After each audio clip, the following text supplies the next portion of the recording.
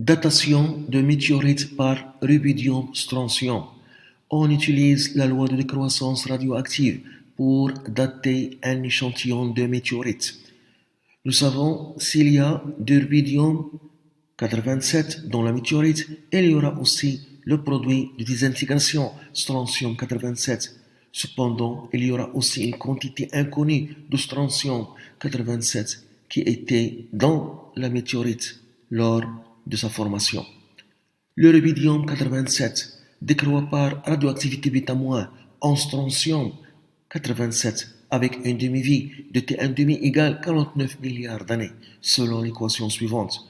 Rubidium 87 donne strontium 87 plus un électron.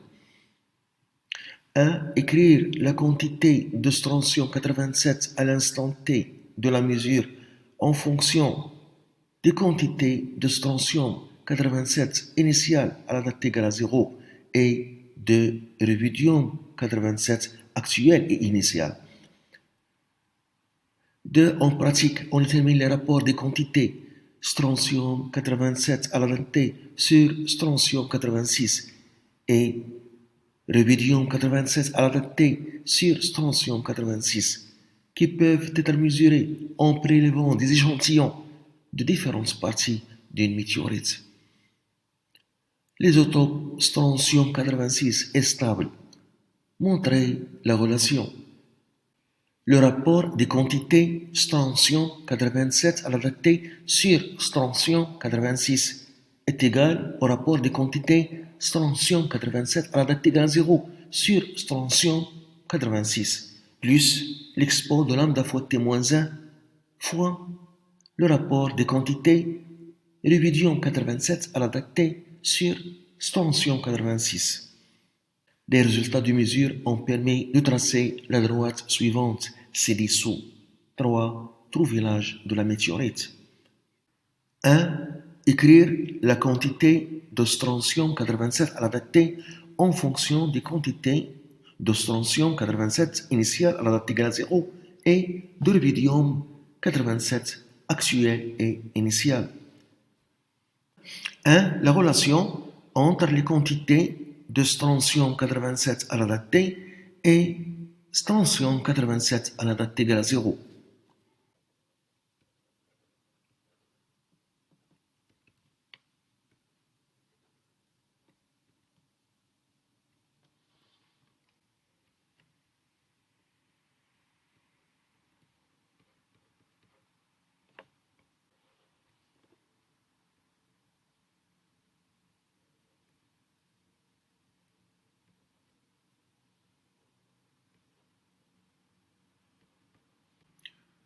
On a, d'après les données, la quantité de strontium 87 à la date T est égale à la quantité de strontium 87 à la date T égale à 0 qui existe dans l'échantillon plus la quantité de strontium 87 qui est produit par la désintégration β-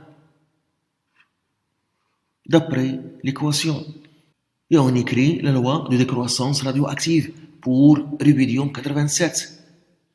On a la quantité de rubidium 87 à une date T. La quantité restante est égale à la quantité initiale de rubidium 87 fois l'expo de moins lambda fois T.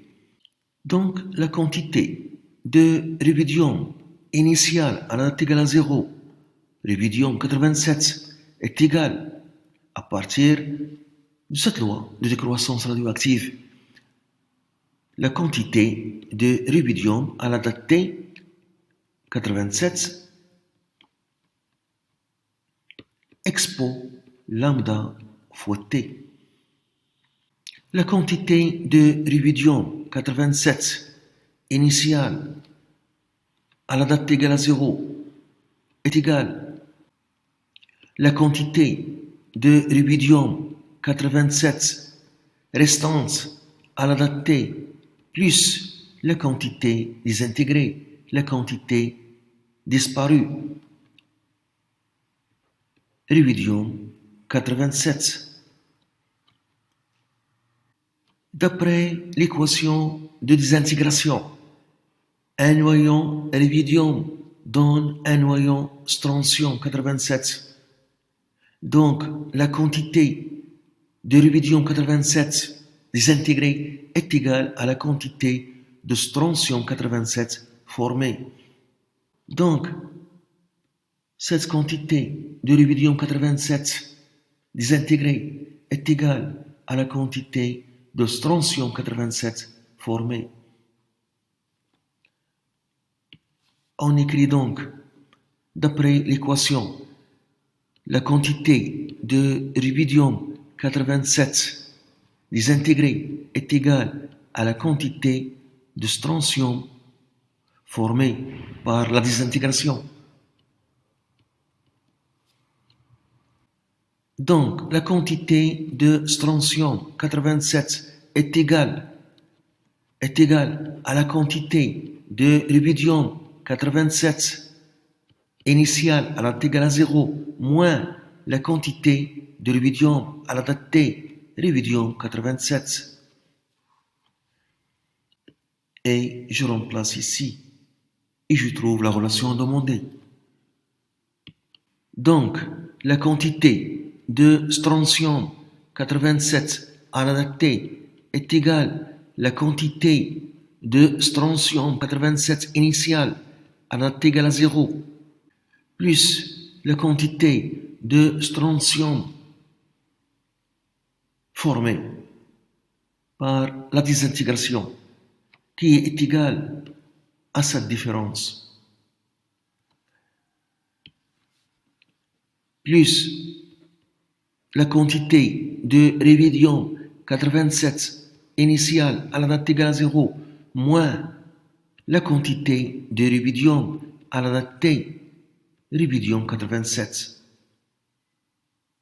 2. En pratique, on détermine les rapports de quantité strontium 87 à la date t sur strontium 86 et le rapport de quantité rubidium 87 à la date t sur strontium 86 qui peuvent être mesurés en prélevant des échantillons de différentes parties d'une météorite. L'isotope strontium 86 est stable. Montrez la relation. 2. Démonstration.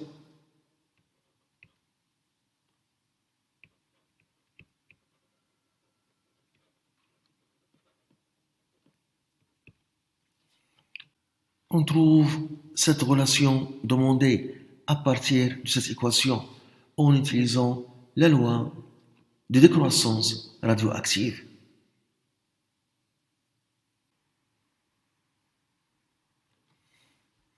Donc, on écrit la quantité de strontium 87 à la date t est égale à la quantité de strontium 87 initiale à la date égale à 0 plus la quantité de rubidium 87 à la date t égale à 0 est égale à la quantité de rubidium à la date t fois l'expon de lambda fois t.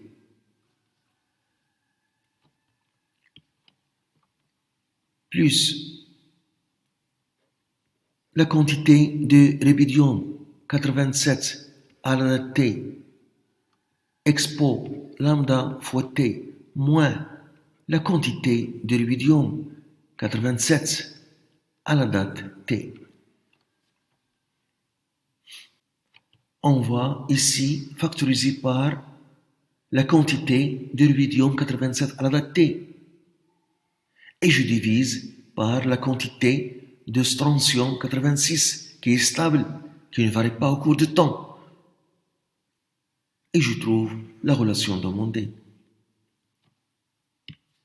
Donc, je divise et en même temps, je factorise. Donc, la quantité de strontium 87 à la date t divisé par la quantité de strontium 86 est égal au rapport des quantités strontium 87 initiale à la note égale à 0 sur la quantité de strontium 86 qui est stable, qui ne varie pas au cours du temps, plus ici, je factorise par la quantité de rubidium 87 à la date T et je trouve expo lambda fois T moins 1 fois le rapport de quantité rubidium 87 à la date T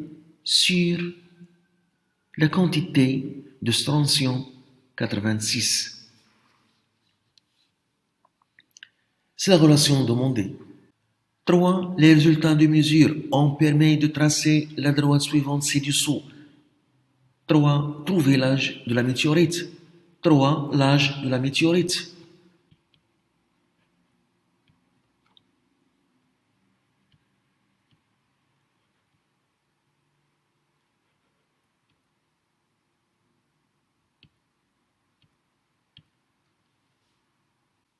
Les résultats de mesure ont permis de tracer cette droite qui a pour équation y est égal b, le donné à l'origine, plus la pente m fois l'abscisse x. Y, c'est le rapport des quantités strontium 87 à la date T sur strontium 86. X, c'est le rapport des quantités rubidium 87 à la date T sur strontium 86. Donc, par comparaison, c'est ça l'équation de la droite. De pente M qui est égal expo de lambda fois T moins 1. On écrit donc la pente de la droite M est égale expo lambda fois T moins 1. On cherche la date T. On cherche la date T. C'est l'âge de la météorite. Expo lambda fois T est égal M plus 1. ln expo lambda fois T est égal ln de M plus 1. Donc, lambda fois T est égal ln de M plus 1. On cherche l'âge de la météorite qui est T. T est égal ln de M plus 1 sur lambda. T est égal ln de M plus 1 divisé par lambda, c'est ln de 2 divisé par T1 demi. Donc, l'âge de la météorite T est égal T1 demi fois ln de M plus 1 divisé par ln de 2.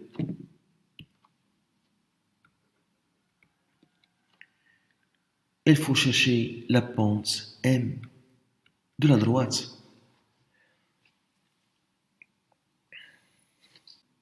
Pour trouver la pente M, on choisit deux points de la droite et on écrit que la pente M est égale à la différence des ordonnées sur la différence des abscisses correspondantes.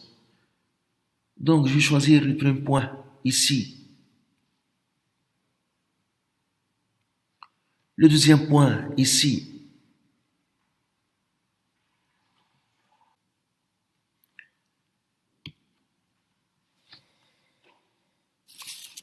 Et on écrit la différence des ordonnées sur la différence des abscisses. On a 0,720 moins 0,710 divisé par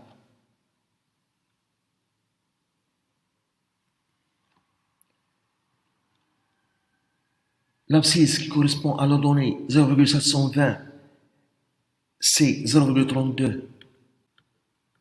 Et l'abscisse qui correspond à la donnée 0,710, c'est 0,165. On trouve la pente M est égale 0,06452. On a aussi, d'après les données, la demi-vie T1 demi de Rubidium 87 est égale 49 milliards d'années. 10 os 9. 1 milliard, c'est 10 os 9. Et par suite, l'âge T de la météorite est égal à 49 fois 10 os 9 fois ln de 1 plus 1, c'est 1,06452 divisé par ln de 2. On trouve T est égal à 4,42 fois 10 os 9 années. 4,42 milliards d'années. C'est l'âge de la météorite.